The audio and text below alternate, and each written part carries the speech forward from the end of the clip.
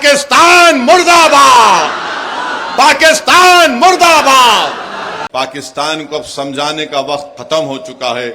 मैं बड़ी जिम्मेदारी के साथ जज्बात में लाए बगैर कह रहा हूं कि ये वक्त जवाब देने का है, ये वक्त सोचने का नहीं है।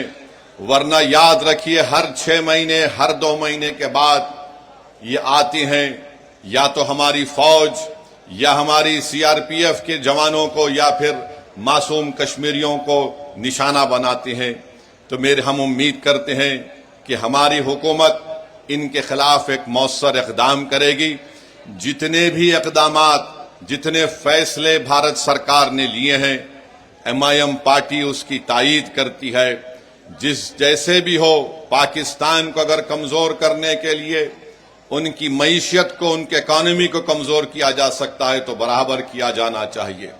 और जो भी तरीक़ेकार हुकूमत इस्तेमाल करेगी, हम उम्मीद करते हैं कि आतंकवाद खत्म होगा। ये देश का मसला है, ये कोई सियासी मसला नहीं है, और लोगों को भी इस पर राजनीति करने की कोई जरूरत नहीं है। मैं आपको बताना चाह रहा हूं कि हमारी बेटी, जिसका नाम हिमांशी है, उसके पति को गोली मारकर 6 दिन के बाद शादी करके गए थे, उसका कत्ल कर दिया गया इन आतंकवादियों ने।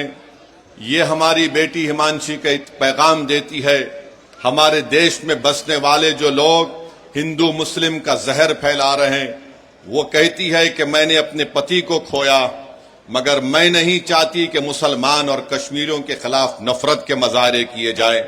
हम उम्मीद करते हैं कि भारत सरकार हमारी इस बेटी, जिसने अपने पति को खोया है, उसके इस अल्फाज को याद रखेगी, और देश कभी उन लोगों को माफ नहीं करेगा जो ऐसे वक्त में बजाय हम मुत्तहिद होकर इन आतंकवादियों से और इन आतंकवाद को प्रमोट करने वाले देश से मुकाबला करें, जो हमारे मुल्क में इसका फायदा उठाकर नफरत को फैलाना चाहते हैं।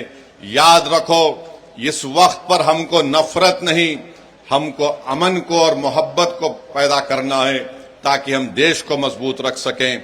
और जो लोग नफरत और जहर फैला रहे हैं, याद रखो, तुम LET और पाकिस्तान के चेहरों पर मुस्कुराहट लेकर आ रहे हो। हम ये चाहते हैं कि इन जालिमों के चेहरों से मुस्कुराहट खत्म हो जाए। हम ये चाहते हैं कि जो लोग हमारे पड़ोस मुल्क में बैठकर हमारे बच्चियों को हम बेवा होते देख रहे हैं, हम ये चाहते हैं कि उनकी आंख में आंसू आए, वो रोएं, अपनी किस्मत पर रोएं। और आज ये वक्त है कि भारत को एक मुत्तहिदा तौर पर ऐसे लोगों के खिलाफ पैगाम देना है।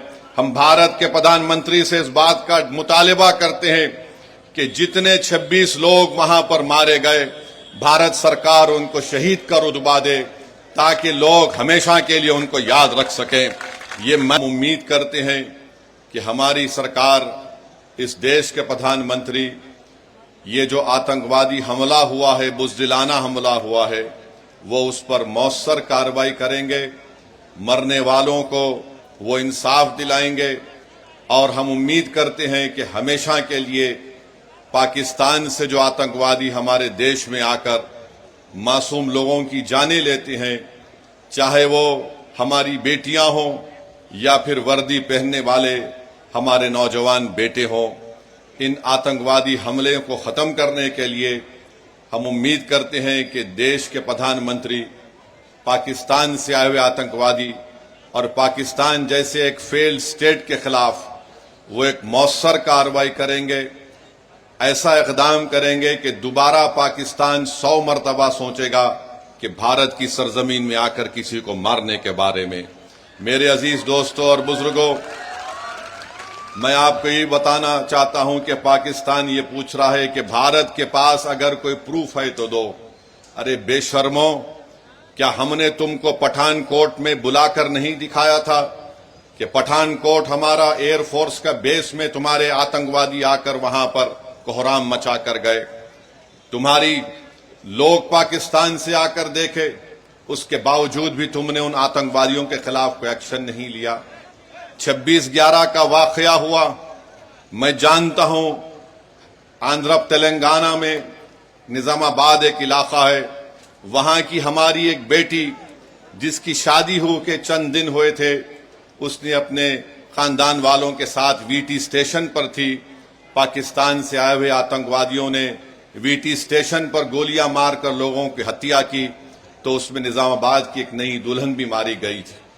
پاکستان کبھی بھی اقرار نہیں کرے گا کہ ان کے ملک سے آتنکوادی آ کر بھارت میں لوگوں کا قتل کر رہے ہیں.